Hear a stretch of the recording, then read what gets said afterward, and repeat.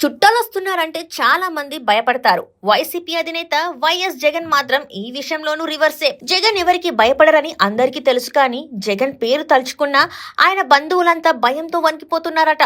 మాజీ CM close relative మాజీ మంత్రి బాలినేని శ్రీనివాసరెడ్డి అయితే జగన్ బంధువు కాదు, రాబంధువు అని ఏకంగా పబ్లిక్ మీటింగ్ లోనే సంచలన వ్యాఖ్యలు చేశారు. నిజంగా జగన్ తన చుట్టాలను అంత ఇబ్బంది పెట్టారా?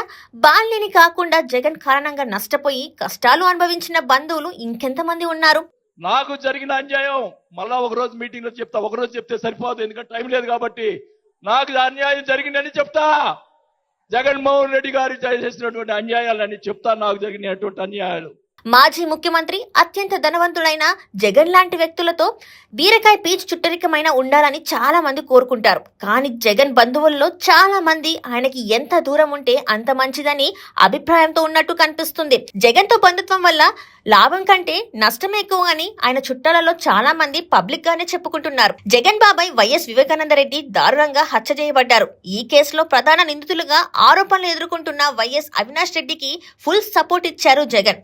వైసీపీ నాయకత్వం, ఆ పార్టీ అనుకూల మీడియా మొత్తం వివేకానంద రెడ్డి కుమార్తె సునీతపైనే రివర్స్ అటాక్ చేసింది. వివేక వ్యక్తిత్వాన్ని దెబ్బతీసే విధంగా కథనాలు రాసి ఆస్తి కోసం సునీత భర్తే వివేక్ ని చంపించాలని ప్రచారం చేశారు. వివేక హత్య కేసు విషయంలో జగన్ తీరుతో తీవ్ర ఆవేదన చెందింది సునీత. ఇలాంటి అన్న ఉండడం తన దురదృష్టమని వాపోయారు. ఆస్తి పంపకాల విషయంలో సొంత తల్లిని, చెల్లిని కూడా వదిలిపెట్టలేదు వైసీపీ అధినేత. రాజకీయంగా తనతో విభేదించిన కారణంతోనే ఆస్తిలో తన వాటా ఇవ్వలేదని జగన్ పై ఆయన సోదరి షర్మిల తీవ్ర ఆరోపణలు చేశారు. ఈ విషయంలో వారి తల్లి వైఎస్ విజయ షర్మిలకు మద్దతుగా నిలిచారు. చెల్లికి సపోర్ట్ చేసిందనే కారణంతో ఎప్పుడో తల్లికి రాసిచ్చిన సరస్వతి పవర్ షేర్లని తిరిగి తనకి ఇప్పించాలని కోర్టుకెక్కారు మాజీ ముఖ్యమంత్రి. ఈరోజు జగన్మోహన్ రెడ్డి గారు నాకు, నా బిడ్డలకు అన్యాయం చేస్తున్నారు అన్నది పచ్చి నిజం. ఇది దేవునికి తెలుసు, ఇది అమ్మకు తెలుసు, నాన్నకు తెలుసు, చాలా మందికి తెలుసు. ఆయన అలాంటి నాయకుడిని మీరు మోస్తున్నారు. అలాంటి జగన్మోహన్ రెడ్డి గారిని వైసీపీ కాడర్ ఎత్తి పట్టుకుంది. ఒక ప్రశ్నకు సమాధానం చెప్పండి. 5 సంవత్సరాలు MOU నా చేతిలో ఉంది.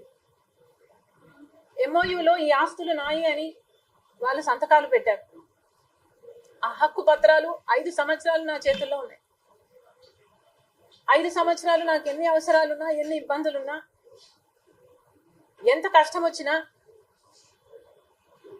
ఆ MOUలు నేను బయట పెట్టలేదు, వాడుకోలేదు. ఎందుకంటే MOU బయటకు పోతే రాజశేఖర రెడ్డి గారి కుటుంబం గురించి నలుగురు 4 రకాలుగా మాట్లాడతారు కాబట్టి. చెల్లెలిపైన, తల్లిపైన ఇప్పుడు తనకి ఎలాంటి ఆప్యాయత లేదని మొహమాటం లేకుండా చెప్తున్నారు.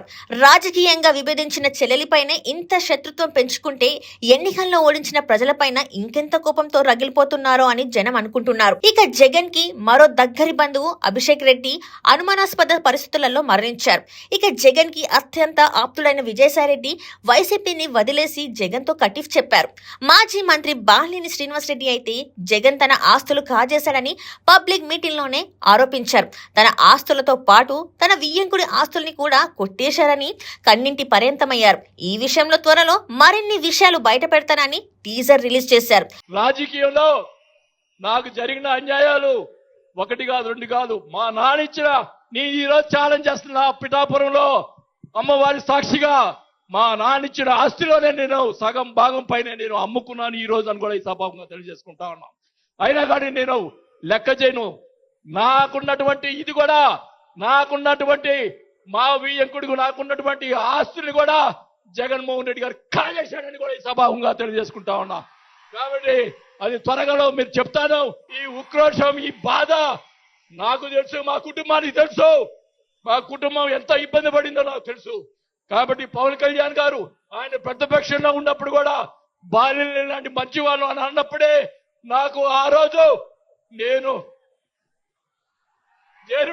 పవన్ కళ్యాణ్ గారిని. ఈ వ్యవహారాలని చూశాక జగన్ తో జర భద్రమని ఆయన బంధుమిత్రులు, అనుచరులు భావిస్తే అది వారి తప్పు కాదనే అనుకోవాలి.